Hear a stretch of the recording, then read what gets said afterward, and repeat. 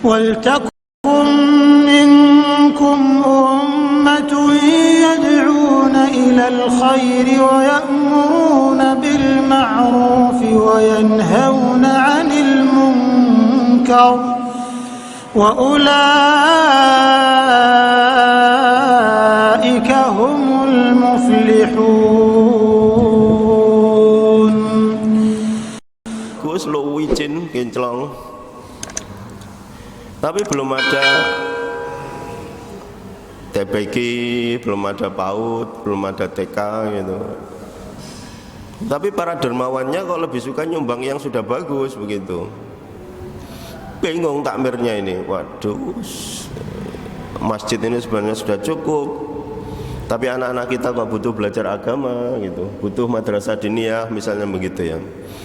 Ajak para dermawan itu untuk diskusi. Kira-kira yang diprioritaskan yang mana? Masjidnya ini kira-kira sudah jalan lah, sudah bagus itu. Tapi kita butuh madrasah diniyah gitu. Itu kira-kira salah satu usulan juga dari Pak Yusuf Al-Qaradawi itu. Nah, gitu Pak. Harus kita bisa memandang mana yang lebih aula, utama, fal aula, lebih utama. Itu di hadapan pilihan-pilihan yang sama bagusnya, apalagi pilihan-pilihannya kok ada implikasinya dengan ahkam syariah. Misalnya kita sehari-hari itu memilih aktivitas yang wajib, sunnah, ada juga yang makruh, haram, makruh, mubah, misalnya begitu. Nah itu lebih prioritasnya lebih mudah lagi ya. Jadi kalau misalnya kita itu dalam, misalnya hari ini saya mau melakukan apa gitu, diundang, ada undangan walimah situ, daerah Gresik sana gitu. Terus satu lagi, enggak saya mau jogging sampai siang gitu. Lebih baik saya ini aja lah gitu. Lebih baik saya ikut domino. Oh haram. Jadi memenuhi undangan wajib domino ya kira-kira ya haram ya Pak ya. Atau saya mau menghabiskan satu kotak rokok saya ini sampai habis begitu. Kata ulama kita itu merokok ini ada yang bilang makruh, bahkan ada yang lebih kencang lagi haram begitu. Kita bilang makruh aja lah begitu ya. Atau jogging tadi hukumnya mubah, boleh, atau main catur gitu. Nah itu jelas kalau hukumnya sudah tingkatannya jelas seperti itu, yang kita pilih adalah prioritasnya yang wajib, dulu. Atau menjenguk misalnya, waduh paman saya sakit, itu lebih prioritas daripada yang lain. Jadi jemaah yang dimuliakan Allah, itu kalau kita berhadapan dengan pilihan-pilihan yang seperti itu, ada yang hukumnya perintah, agak perintah, larangan, agak larangan, terus boleh gitu ya. Nah boleh itu kalau miringnya ke kanan, ke yang sunnah atau ke yang wajib, atau ke yang kiri, ke mubah, ke makruh atau yang haram, maka semakin ke kanan semakin bagus begitu ya. Jadi misalnya olahraga itu hukumnya mubah, boleh ya. Tapi kalau olahraga itu semakin menguatkan kita untuk ibadah dan segala macam itu, maka olahraga yang semacam itu menjadi prioritas ya. Tapi sewaktu aktivitas kalau semakin miring ke kiri, mendekati yang makruh, mendekati yang haram, itu semakin tidak prioritas. Mari kita kembali ke ayat yang tadi kita baca ya. Allah mengatakan,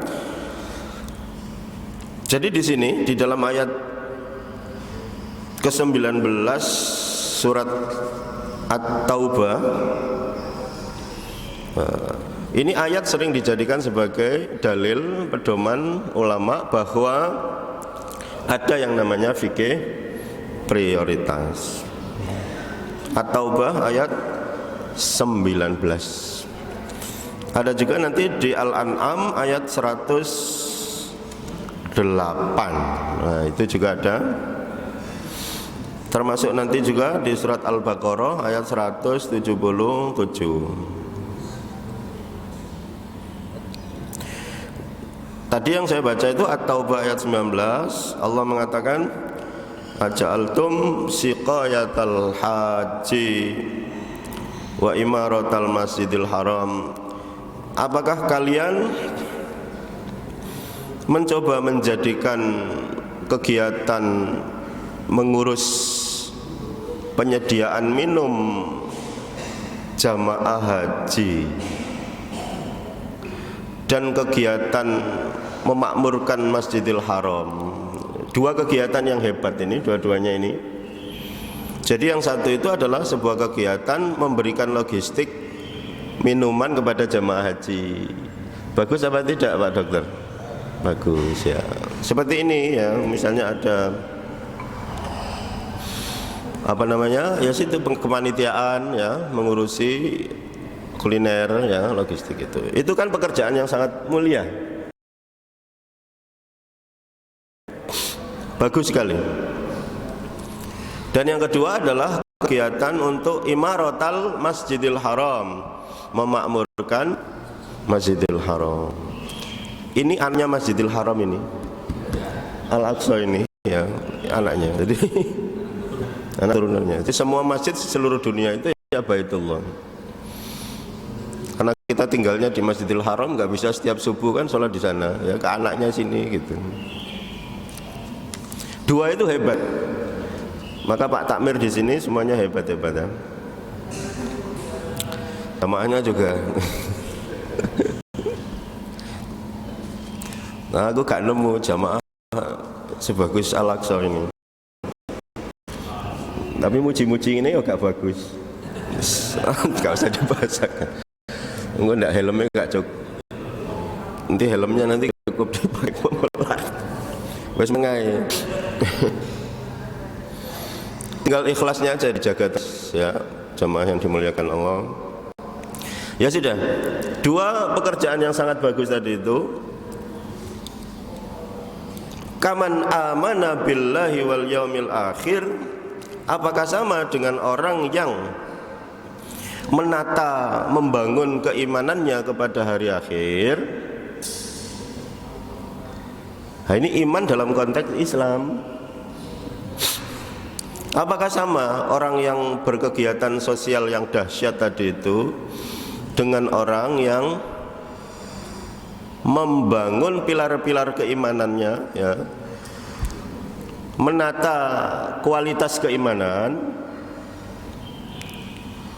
wajahada fisabilillah, setelah imannya itu betul-betul dibangun kuat, lalu dia berjuang untuk imannya tersebut. Jadi tidak kemudian masuk Islam, bersahadat dengan sangat kewencang, terus duduk-duduk di rumah begitu. Kan itu berat toh, ya?